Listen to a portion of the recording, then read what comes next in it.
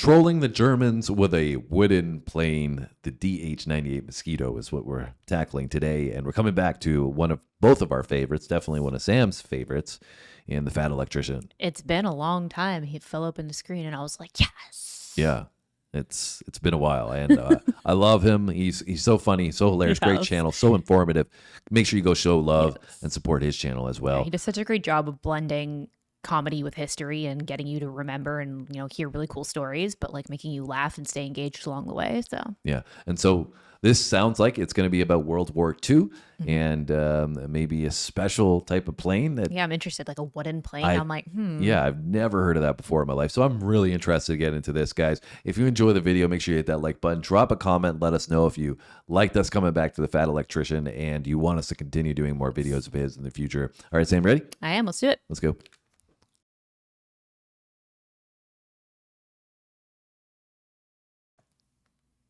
In 1941, the British government finally and reluctantly agreed to let a speed freak build their next warplane, and this man took two 1,600 horsepower engines, stuck them inside of a wooden airplane, and things immediately got out of hand in the best way possible.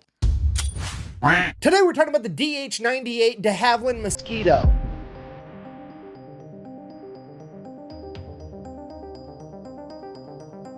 Getting close to 100 years ago. That's crazy.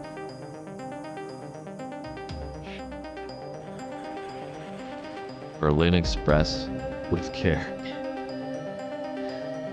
And while the official nickname is the Mosquito, it also goes by the Mossy, the Loping Lumberyard, the Wooden Wonder, and the Timber of Terror. And when something has that many different nicknames, you know it's going to be good. Our story begins in 1909 with Sir Geoffrey de Havilland. He is 27 years old, he just got married, and he has spent his entire life working on, building, and designing cars and motorcycles. But now, they're just not fast enough. There's this new thing out, airplanes, and they can go even faster. So naturally, he's got to get him one of those. The only problem is, building a plane, as I'm sure you can imagine, costs a lot of money, even back then when they were just biplanes. So where's he going to get all this money? Well, he's going to do exactly what any self-respecting man would do. He's going to go to grandma for a 0% interest loan. And when I say a 0% interest loan, I mean he goes to his grandmother and asks for a, and I quote, advance on his inheritance. Straight up, grandma, you need to fucking die or front me the money because I'm trying to make history over here. So grandma, being the gangster that she is, decides that she's going to give little Jeffrey £1,000 for his airplane project. Now,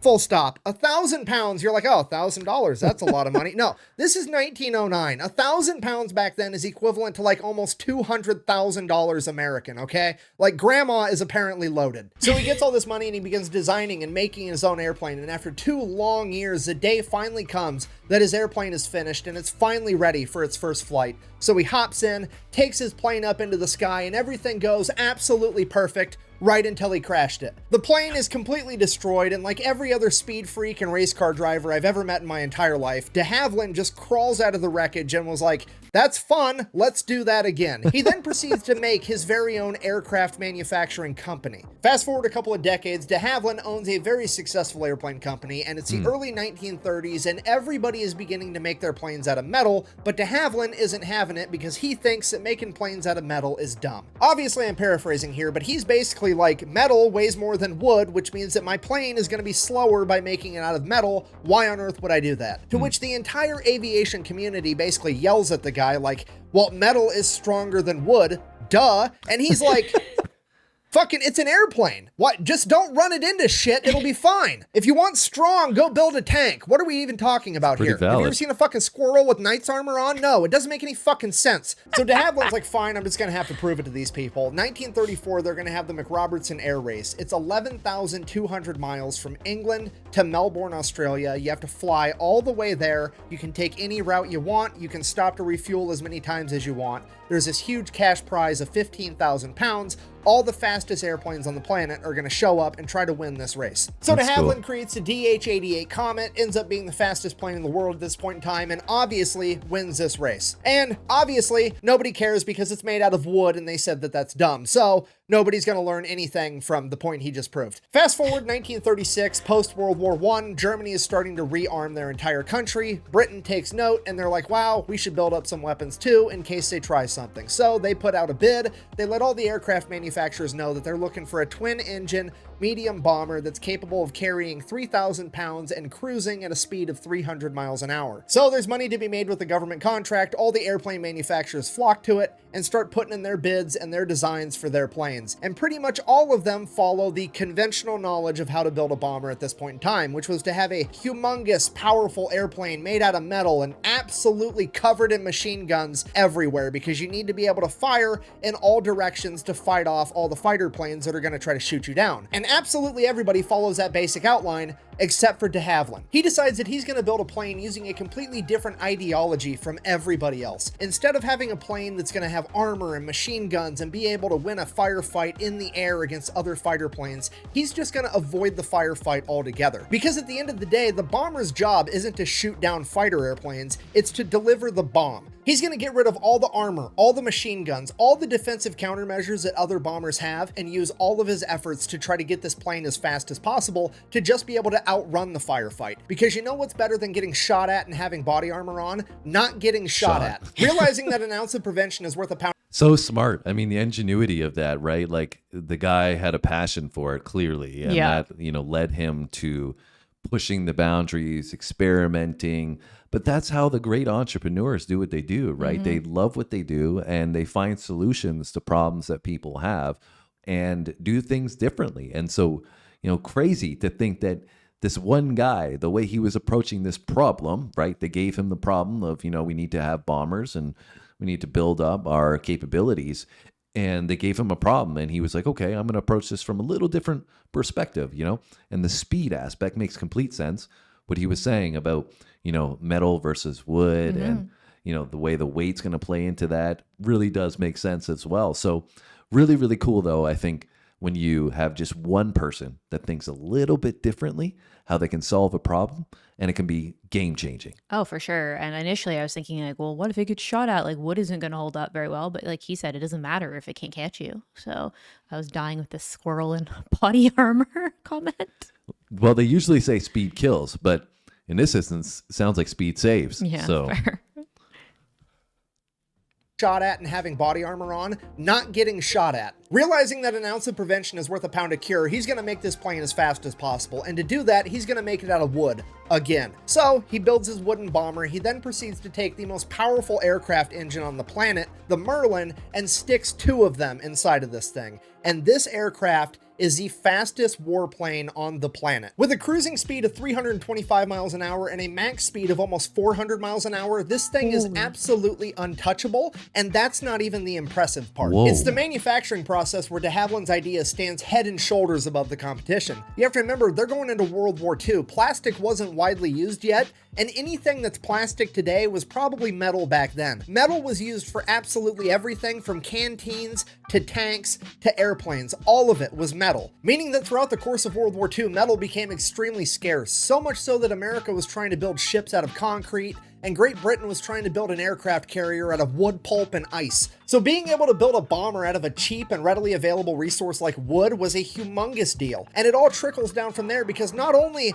are you just using an untapped resource, by using wood, that means that you're not going to have metal workers and riveters working on the plane. You're going to have woodworkers working on your plane, which at this point in time was a pretty much untapped labor pool that was still doing other stuff like building cabinets and pianos. They had no real way to contribute to the war effort, except now they do. And the list of benefits keeps going. I feel like I'm in an infomercial. But I'm not done yet. Because the Mosquito's plan is not to fight firefights in the air, but to simply outrun them, you know what the Mosquito doesn't need? Machine guns. You know what you don't need if you don't have machine guns? Ammunition. And you know what you also don't need if you don't have machine guns? People to fire the machine guns. So you're also saving guns, ammunition, and personnel, because the Mosquito only has 2 crew members. And you know what all those things do? They add weight to the aircraft, like over 1,000 pounds, meaning that now that all that's gone, the Mosquito can now carry an extra 1,000 pounds worth of bombs to drop on the enemy, which is actually what a bomber's job is. Insane. So just to recap, de Havilland has now delivered a bomber to the British government that is made out of a readily available resource with a brand new untapped labor pool that is cheaper in pretty much every way, and it delivers more bombs faster to the enemy. Genius. So clearly, Wild. the British government fucking hates it. And I mean, really, Sir Geoffrey de Havilland really should be more considerate. How are these poor politicians and defense contractors going to be able to feed their kids if he's out here trying to make planes that are things cheap and cheaper. reliable? I mean, what's the point of even going to war if you're not going to make a bunch of money off of it, right? Look, I guess I'm just glad it's not a uniquely American thing for this to happen. So all the other aircraft manufacturers are talking smack about de Havilland's idea. They're saying that it's basically a giant model airplane and that wood is not a suitable what I was building thinking material for a initially. respectable plane and all this other stuff that they're desperately trying. One thing that really I'm curious to see if we touch on it is how the hell a wooden plane can go 300 to 400 miles per hour. I would just feel like that would be breaking apart in the air, right? Fair. I mean, It'd have to probably be pretty thick, like wood. yeah, I mean, clearly it worked. I'm just saying my initial response, if I heard that, would have been, are you kidding me? Yeah, Like, well, I'm not it's- getting in a plane that's Yeah. made out of wood. That's why I was laughing, because he just said that the people were saying it was basically like a giant model airplane, and that was what I was thinking, because my dad used to make model airplanes, and I was just thinking of that enlarged, like flying through the air. Let's see. We'll find out maybe. Suitable building material for a respectable plane and all this other stuff that they're desperately trying to come up with so that he doesn't win the bid. And that's when Lord Teeny Mittens, Beaverbrook over here chimes in. He's the Minister of Aircraft Production for all of Britain, and he just shuts the project down. I'm assuming it's because a giant model airplane would make his hands look even tinier. I've got these tiny hands, and that's gonna make them look even tinier. In fact, the only person that even liked the idea of the Mosquito was the Air Marshal for the RAF, Sir Wilfrid Freeman, who also, by sheer coincidence, is the only man in this conversation that has flown planes in combat and presumably knows what he's actually talking about and doesn't have a vested financial interest in the outcome. Freeman that's is what also matters. responsible for the RAF ordering the Spitfire, the Hurricane, and the Lancaster bomber, as well as the development of the Merlin engine. Like, he's got a pretty good track record of picking amazing planes. So obviously we're going to listen to what Sir Wilfrid Freeman has to say, right? Wrong. 100% wrong. What we're going to do is we're going to have Lord Bitchmittens over here, fire him, transfer him to a different department, and then take credit for all of his accomplishments and use that newfound status to kill the Mosquito project once and for all. Because politics.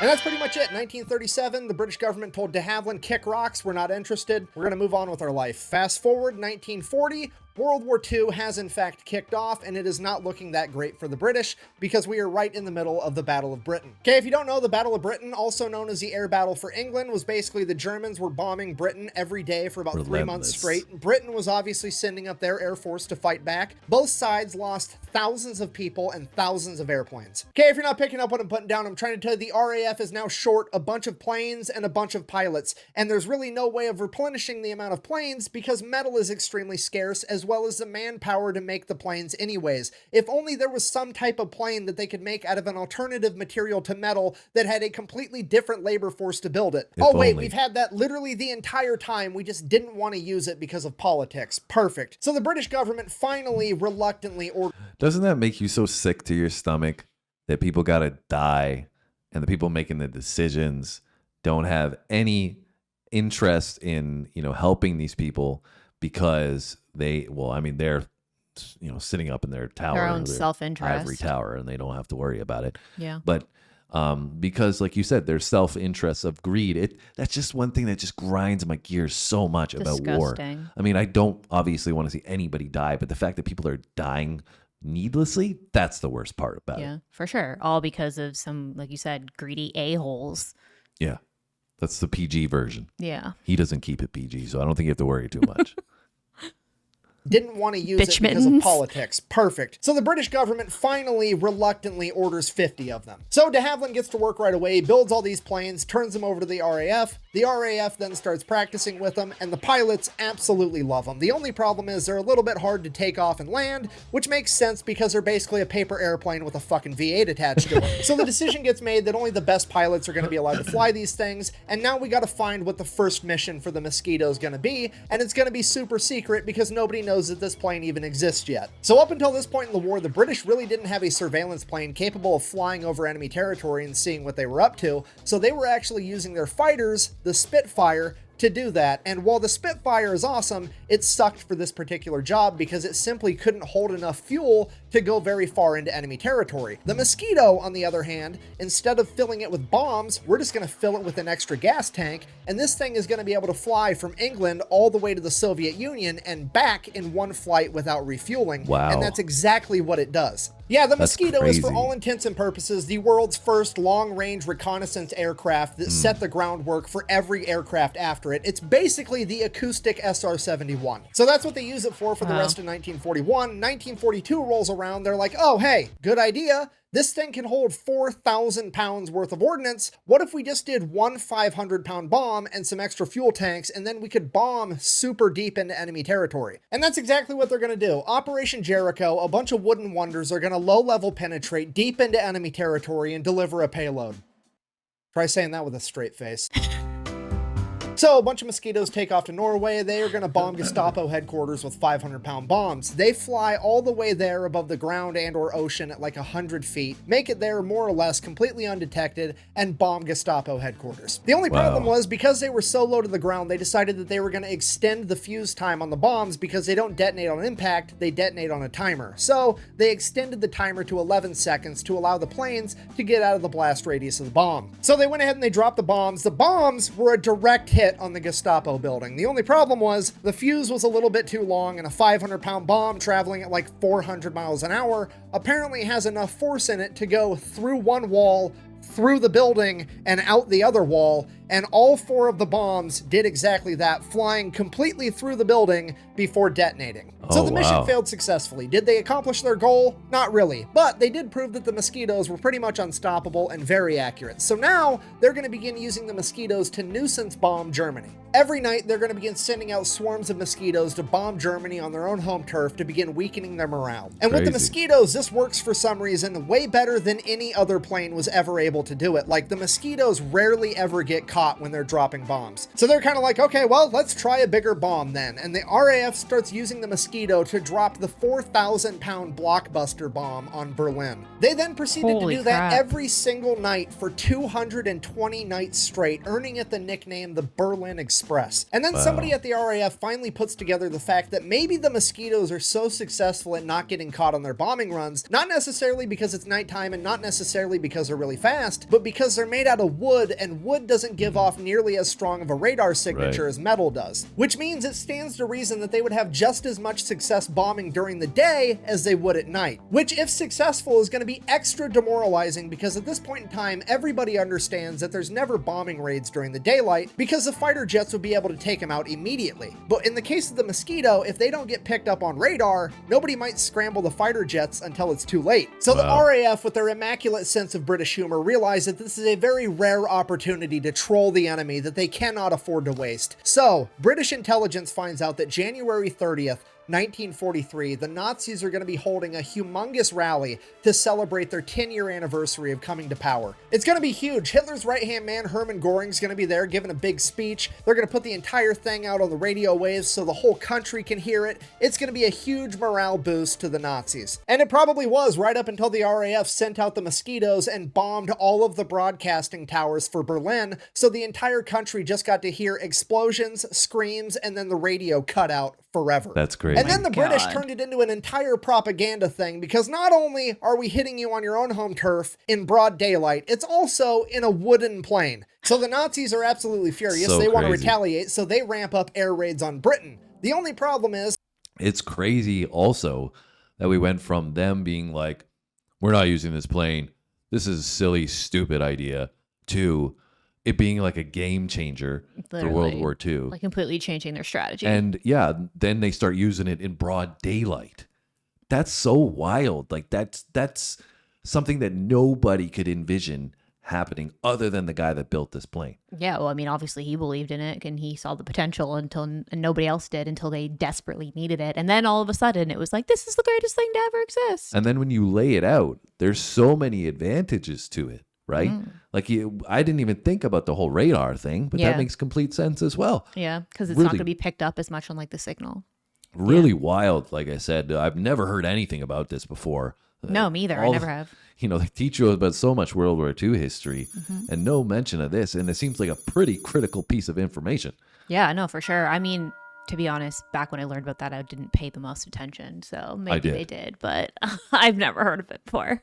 I did. And it shows you, right, just from the warfare aspect, how developing a unique proprietary weapon, and then in this case it was a plane, can really alter that power structure that's taking place in a war or a soon-to-be war. And, you know, people are arguing why, with AI developing, this is so important, because getting one of those legs up on your foe can be an absolute game changer if it's the right thing. And this wooden plane here, it's insane to say that, but a wooden plane was that in the 1940s. Like you said, it's because this person thought so much out of the box and nobody saw any of this coming. Yeah. Crazy. And then the British turned it into an entire propaganda thing, because not only are we hitting you on your own home turf in broad daylight, it's also in a wooden plane. So the Nazis are absolutely furious. They want to retaliate, so they ramp up air raids on Britain. The only problem is they can't really pull them off in daylight, but it is 1943, so they have figured out how to put radar in their individual fighter planes, meaning that the night raids are going to be far more successful than they ever were before. Or so they thought, because guess what? The British have a plane that's pretty much immune to radar. So they take the Mosquito bomber and they turn it into the bomber fighter by putting 4 20mm machine guns in the nose, plus another 4 Browning machine guns in the nose, and then send them out as night fighters, and they proceed to absolutely wreck the Luftwaffe in night combat, because they can't be seen by radar, and they have radar to see them. Then, after seeing how incredibly good the Mosquito was at night fighting, the RAF had another brilliant idea. What if they sent out a bunch of Mosquito night fighters to wait above German airfields, and then sent out regular bombing raids with regular bombers, and when those bombers got picked up on radar, they would scramble the German fighters to go up and intercept them, but the Mosquitoes would already be above them and literally spawn kill the Germans the second they got in the air. Not only did this work, it virtually shut down the Luftwaffe's ability to operate at night altogether, and the British were able to bomb Germany completely unopposed. At this point, Hermann Göring is sitting in his office like, What? Okay, fine, I'm cool, I'm fine. Okay, and you have to remember, Hermann Göring in World War I was a fighter pilot. He scored 7 kills in World War I, making him an ace. So, like, the whole aerial combat thing is like his ballpark. So the fact that the RAF is having a warheads on foreheads extravaganza and there's nothing he can do about it is driving him absolutely insane. And then you sprinkle on top the fact that he's over there with his superior German engineering, and the RAF is just dunking on him and his men in what amounts to a Pinewood Derby plane. This man is about to lose his mind. So he creates a special division of the Luftwaffe whose sole purpose is to find and destroy the Mosquitoes. Okay, they're already struggling in the war, and this man has now just cut out an entire section of his Air Force to do nothing but hunt down these wooden planes and try to destroy them. Needless to say, it fails miserably. So at this point, Hermann Göring's like, well, if I can't beat him, I've got to join him. So he orders his men to build him a wooden plane. And they straight up copy the Mosquito. Like, so much so that they also call it the Mosquito, but they just spell it with a K. Like, straight up, yeah, you can copy my homework, but make it look a little bit different.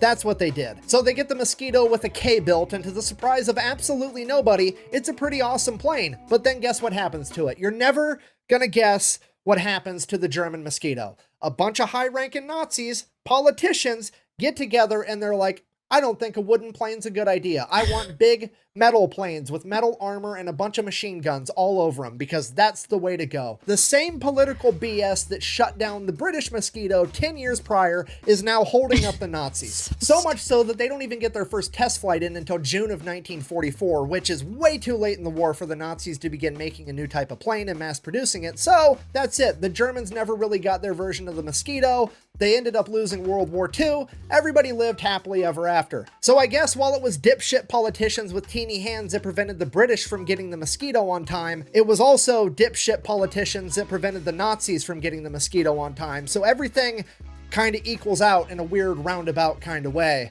In conclusion, the de Havilland Mosquito at a glance might appear to be this one-off weird thing that happened one time during World War II, but in reality it is probably the single most important and influential aircraft in aviation history. You see, all planes today are not built with the ideology that they need to have armor and machine guns in order to take a hit and return fire, or at least most of them aren't.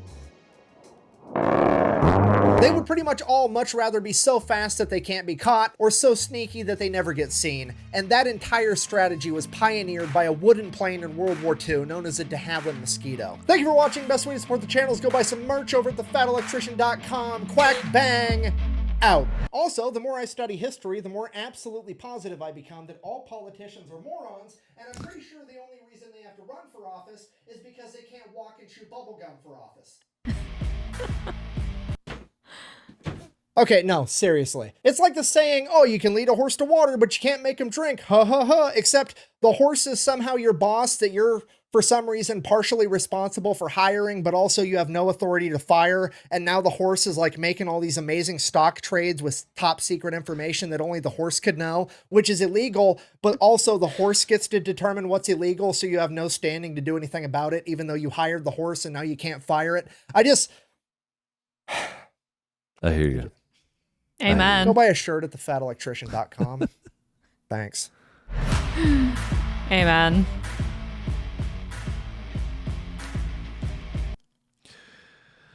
Sam, so any closing thoughts on the Mosquito? Very impressive. I think it's, not ironic that, of course, it was shut down in the beginning, like he was saying there at the end. Everybody in positions of power tend to do things for their own self-interest, and it can, be at the detriment of everybody else. But it seems like it worked out in the long run for them using it. And, it's cool that that guy who, I forget his name, the Havilland guy who had the idea to begin with, actually got to see it come full circle and see the potential of it.